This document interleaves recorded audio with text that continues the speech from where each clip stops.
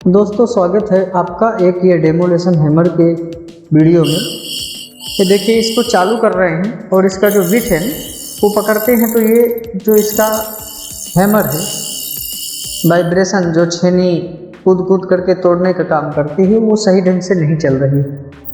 तो सबसे पहले इसका हमको कार्बन भी चेक करना है और इसका सर्विस भी करना है। अक्सर सर्विस न होने की वजह से जो ये ब्रेकर मशीन होते हैं इनमें क्या होता है कि ग्रीस वगैरह अंदर सब खत्म हो जाता है, जिसके कारण से जो हैमर है आगे वो ठीक ढंग से हमारा नहीं काम करता। देखिए यहाँ से इस पट्टी को ऊपर का कवर निकालने के बाद में इस तरह से इसका कार्बन चेक कर लेंगे तो इसमें कार्बन अभी आधे से ज़्यादा पड़ा हुआ है, तो हमको इसमें कार्बन डालने का अभी ज़रूरत नहीं है। और मुझे चेक करने के लिए बोला गया था जिस कस्टमर का है, तो मैंने इसको चेक किया, इसमें कार्बन पर्याप्त है, अभी चलेगा। देखिए इसका जो कार्बन का स्प्रिंग है उसका प्रेशर हल्का सा थोड़ी कम हो गया है। इस तरह से अगर हम कार्बन को हल्का सा दबा देते हैं नीचे की साइड तो जो स्पार्किंग है वो कम हो जाता है। तो यहाँ से हिला झुला करके थोड़ी देख लेते हैं। इस तरह से देखिए अगर थोड़ी सी भी हम कार्बन को नीचे दबाते हैं तो स्पार्किंग कम हो जाता है। कार्बन खराब है अगर तो आप लोग चेंज कर सकते हो, मैं इसको वापस पैक कर देता हूँ। और अभी जो मेन काम है इसमें सर्विस करने का, जिस कारण से ये हैमर काम बराबर नहीं कर रहा है, तो आप लोग खुद से भी इसको कर सकते हो। बड़ा इजी तरीका बताया है मैंने।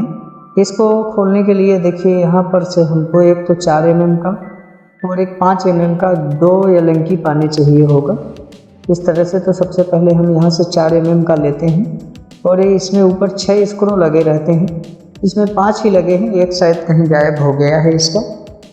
तो यहाँ से सबसे पहले इसको क्या करेंगे, खोल लेंगे। सर्विस बाकायदे बहुत अच्छी तरह से कर देते हैं अगर इसका, तो ये बहुत अच्छा ब्रेकर आता है स्वा मास्टर कंपनी का।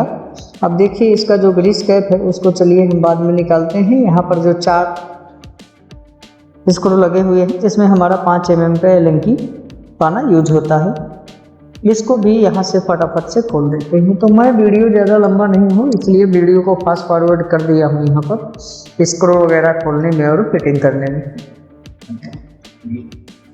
तो चलिए इस तरह से कुछ इसके जितने भी स्क्रू लगे हुए हैं आगे, इसको लूज करने के बाद में मैंने इस तरह से एक स्क्रू ड्राइवर में और एक एलंकी पाने को बीच में से कटिंग करके और यहाँ से वेल्डिंग करवा रखा है। तो इससे देखिए इस तरह से थोड़ी जल्दी हो जाता है काम।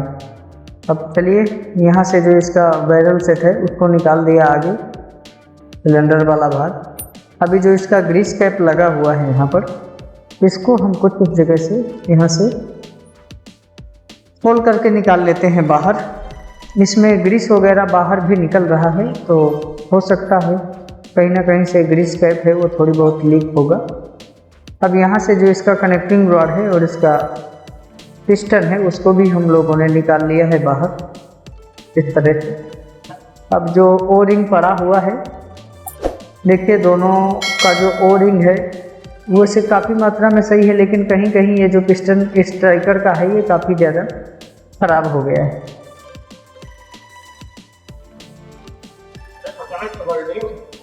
तो मैं यहाँ से फिलहाल में डीजल का इस्तेमाल करने वाला हूँ और डीजल का इस्तेमाल करके और इसका जो सभी पार्ट्स है उसको अच्छे से साफ कर डाला।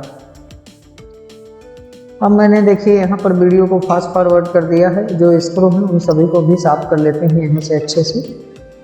और इसका जो कनेक्टिंग रॉड है, पिस्टन है, स्ट्राइकर है, सभी चीज़ों को हम लोग अच्छे से क्लीन कर लेते हैं, क्योंकि इसमें साफ़ सफाई का ही काम रहता है। अगर साफ़ सफाई अच्छे से रहेगा, आप डीजल अगर नहीं इस्तेमाल कर रहे हो, नहीं है फिलहाल में आपके पास में, तो कपड़े से बहुत अच्छी तरह से इसको आप साफ़ भी कर सकते हैं। लेकिन ये डीजल वगैरह का इस्तेमाल करके और यदि अगर इसको साफ़ कर दिया जाता है तो फिनिशिंग बहुत अच्छी हो जाती है और हैमर है वो बहुत अच्छी तरह से काम करने लगता है। चलिए इसमें भी ग्रीस वगैरह बहुत चिपका हुआ है, इसको भी थोड़ी क्लीन कर देते हैं। अब बाद में देखिए यहाँ से जो इसका ये अंदर से जो पाइप निकला ना, ये पाइप एक्चुअली बाहर नहीं निकलना चाहिए इस बैरल सेट में से, लेकिन ये बाहर निकल आया है, इसके अंदर लूज हो गया है। अब अगर पूरा बैरल सेट डलवाएगा तो अगले का खर्चा काफ़ी महंगा पड़ जाएगा, हम एक बार इसको अच्छे से साफ करके और इसी पाइप को लगा करके देखते हैं। हालांकि वो पाइप अंदर फिक्स आता है बैरल सेट के साथ में, लेकिन इसका लूज हो करके बाहर निकल गया है।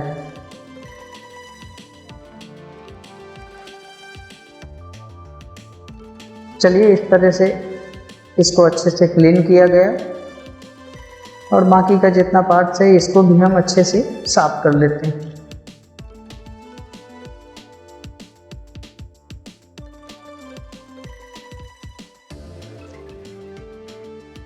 इस तरह से आप बहुत अच्छी तरह से इसको सर्विस कर सकते हो, जो हैमर नहीं होता है इस प्रॉब्लम को दूर कर सकते हो।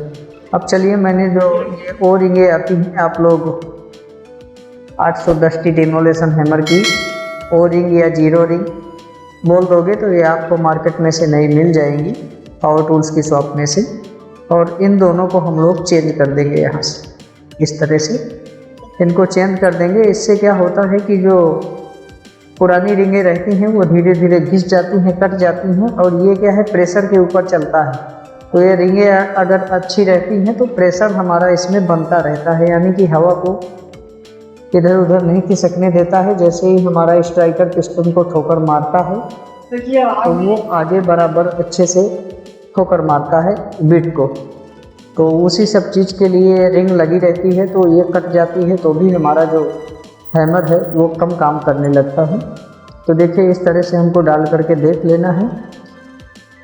अभी देखिए ये जो पाइप है ना, इसको हम इसके अंदर डालेंगे तो जो होल हैं आगे के जो नज़दीक में है पाइप में, इस तरह से आपको सेट करते हुए डालना है। इसको उल्टा नहीं डालना है वरना हैमर काम करना कम कर देगा। अब यहाँ से इसके अंदर हम लोग ग्रीस का ऑयल का इस्तेमाल करेंगे, जो इंजन ऑयल होता है। और नीचे यहाँ पर जो इसका पार्ट्स लगा रहता है ऊपर नीचे, यहाँ से थोड़ी थोड़ी खिसका देंगे ताकि जो ऑयल है वो चारों तरफ फैल जाए, क्योंकि नीचे की साइड में भी इसमें एक रिंग वगैरह लगे रहते हैं। तो चलिए अंदर तक भी ऑयल पहुँच जाए। यहाँ से ऑयल का इस्तेमाल करने के बाद में यहाँ पर हम लोग इसमें इतना कुछ ग्रीस डाल देते हैं। ग्रीस डालने के बाद में फिर हमारा जो ये स्ट्राइकर है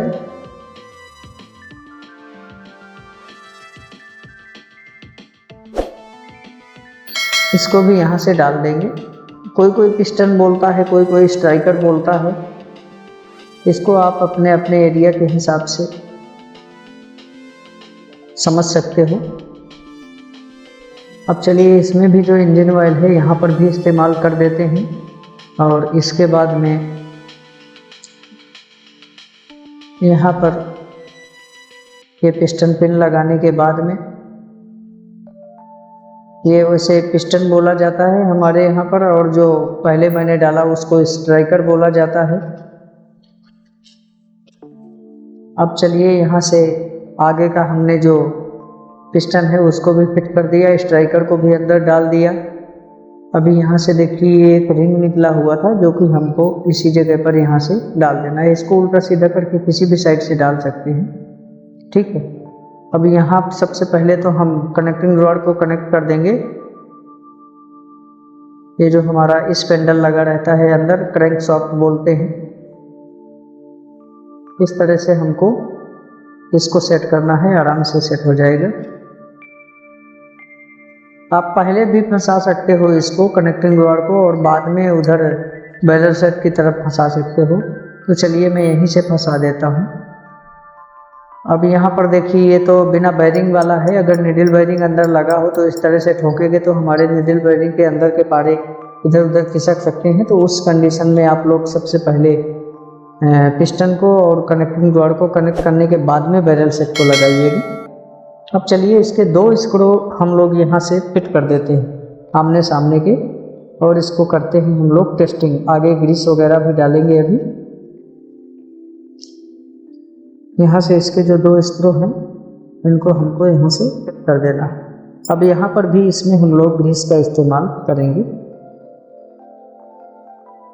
और इसको हम पत्थर में चला करके भी देखेंगे, तोड़ करके भी देखेंगे।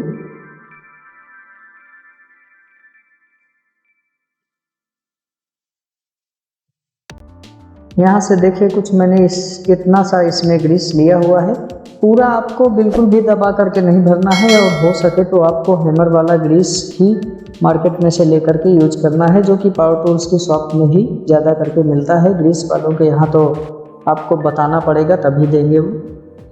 इसको आप बोलोगे कि 180 डिग्री सेल्सियस से जो टेम्परेचर ऊपर का ग्रीस आता है वो ले सकते हो, या तो फिर 180 डिग्री तक का ले सकते हो। उससे नीचे का ग्रीस है ना वो जल्दी गर्म होके सूख जाता है। तो चलिए अभी यहाँ से इसको हम टाइट कर देते हैं जो इसका ग्रीस कैप है।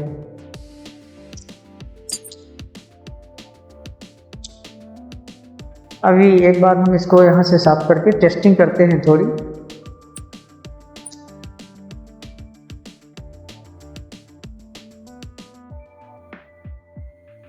ये देख सकते हो सीरीज में, और ये जो ब्रेकर है हमारा ये परफेक्ट बिल्कुल यहाँ से चल रहा है, लेकिन इस जगह से थोड़ी हल्का सा एक होल में से ग्रीस हल्का निकल रहा है। ठीक है, तो चलिए ऊपर का जो भाग है ना वो हम फिट कर देते हैं फटाफट से, ताकि हमारा जो ग्रीस है ना वो बाहर नहीं निकले जो भी हमने डाला हुआ है।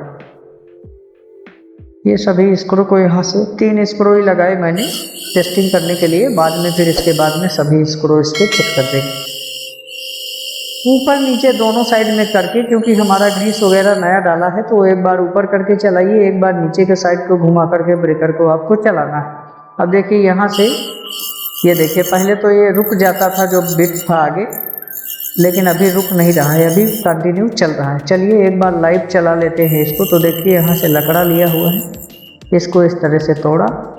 ये देखिए ये छोटे छोटे जो RCC वाले टुकड़े होते हैं, पत्थर की ये ईंट है। तो इसका जो हैमर है वो अभी फ़िलहाल में परफेक्ट काम कर रहा है। तो बिट निकालने के बाद में हम इसके जितने भी बाकी के स्क्रू बचे हुए हैं इन सभी स्क्रू को फिट कर देते हैं इस तरह से।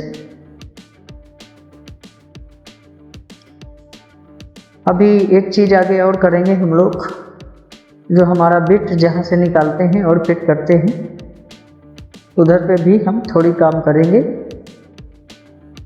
तो जितने भी स्क्रू हैं उनको फटाफट से फिट कर देते हैं। दोस्तों वीडियो अगर अच्छी लगी हो तो वीडियो को लाइक जरूर करें, और चैनल पर करने हो तो चैनल को सब्सक्राइब जरूर कर लें। ये जो स्क्रू है ना, इसके एलंकी पाने से इनको बहुत अच्छी तरह से टाइट कर देना है, क्योंकि प्रेशर बनता है और ये यहाँ से खुलने का डर बहुत रहता है। अब देखिए इस जगह पर पारे रहते हैं हमारे, तो यहाँ पर हम थोड़ी थोड़ी इस तरह से नीचे दबा करके और इसमें ऑयल का इस्तेमाल कर देते हैं, ताकि ये जो बिट है हमारा आसानी से निकले और इसके अंदर फिट हो जाए। दोस्तों इस वीडियो में बस इतना ही। चलिए मिलते हैं नेक्स्ट वीडियो में, तब तक के लिए टेक केयर।